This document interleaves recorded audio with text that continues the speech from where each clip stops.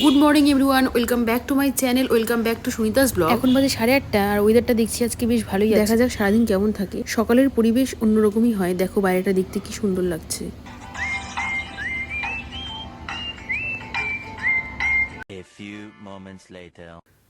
এখানে হচ্ছে চা খেয়ে চলে যাবো রান্নাঘরের দিকে। আর আজকে আমি কি কি রান্না করব সেটা তোমাদের মানে বলতে পারো যে আজকের মেনুতে কি আছে সেটা তোমাদের সাথে শেয়ার করব। 2000 years later. তো আজকে রান্না হবে ইলিশ মাছ, আর ইলিশ মাছটা ফ্রিজ থেকে বের করেছি, দেখো পুরো বড় হয়েছে, এটাতে জল দিয়ে রাখবো। আর হবে বাঁধাকপি, তো বাঁধাকপিটা আগে ভালো করে কেটে বসিয়ে দিই, আগে বাঁধাকপিটা করে নেব, ইলিশ মাছটা পরে করব।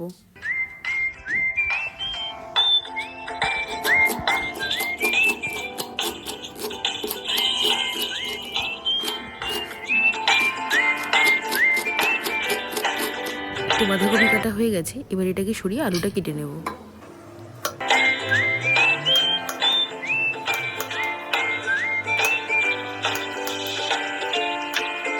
তো কাটাকাটি সব কমপ্লিট হয়ে গেছে, এবার এটাকে ভালো করে ধুয়ে বসিয়ে দেবো।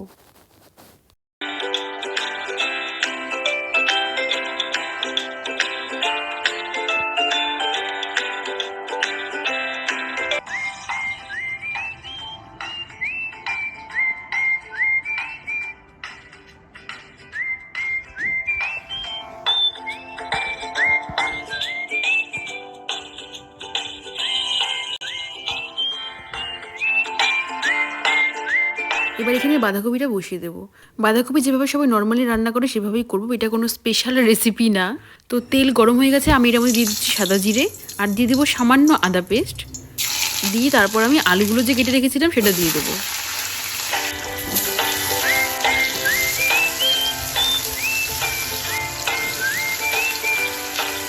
আলু দেওয়ার পর কিছুক্ষণ নাড়াচাড়া করে এর মধ্যে দিয়ে দেবো লবণ, হলুদ, কাঁচা লঙ্কা আর সামান্য জিরের গুঁড়ো।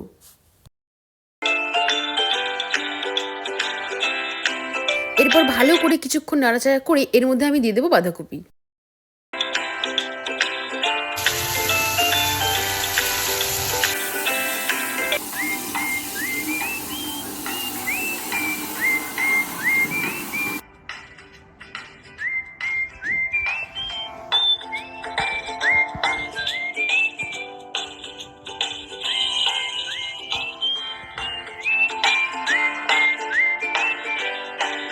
এবার আঁচটা আমি কমিয়ে দেবো, এদিকে বাঁধাকপিটা হতে থাক, ওদিকে আমি ইলিশ মাছটা বসিয়ে দিই।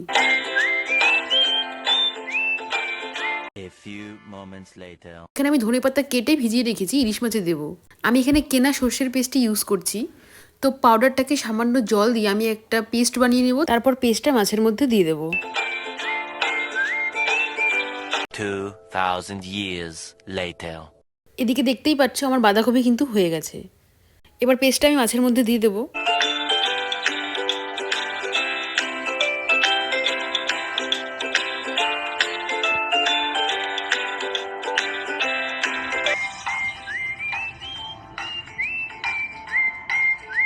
দিয়ে দিচ্ছি সর্ষের তেল,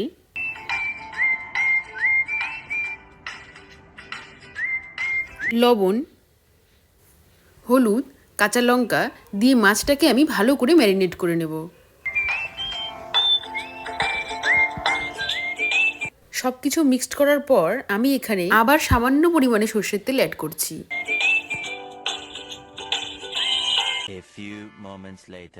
তেল গরম হয়ে গেছে, এবার আমি এর মধ্যে দিয়ে দেবো ম্যারিনেট করে রাখা মাছটা।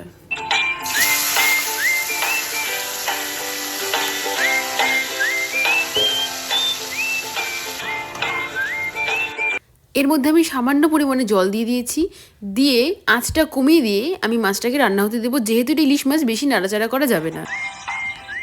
সর্ষে দিয়ে ইলিশ মাছ কিন্তু রেডি হয়ে গেছে, দেখতেই পাচ্ছ। অনেক দিন বাদে আমি তোমাদের সাথে একটা রান্নার ভিডিও শেয়ার করছি, আমার তো ভালো লাগছে। দেখে তোমাদের কেমন লাগলো সেটা জানাতে কিন্তু একদম ভুলবে না কমেন্ট সেকশনে। তোমরা প্রথম থেকে যারা আমার চ্যানেলের সাথে আছো তারা জানো আমি প্রথম থেকে কিন্তু প্রচুর রান্নার ব্লগ শেয়ার করেছি। যাই হোক, অনেকদিন পর আবার করলাম।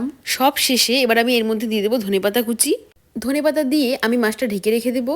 আর এই ছিল আমার আজকের মেনু। তোমাদের যদি ব্লগটা ভালো লেগে থাকে, ব্লগের কিছু ভালো লেগে থাকে, তাহলে please do like, comment, share and subscribe my channel. And thank you for watching. Tata, take care.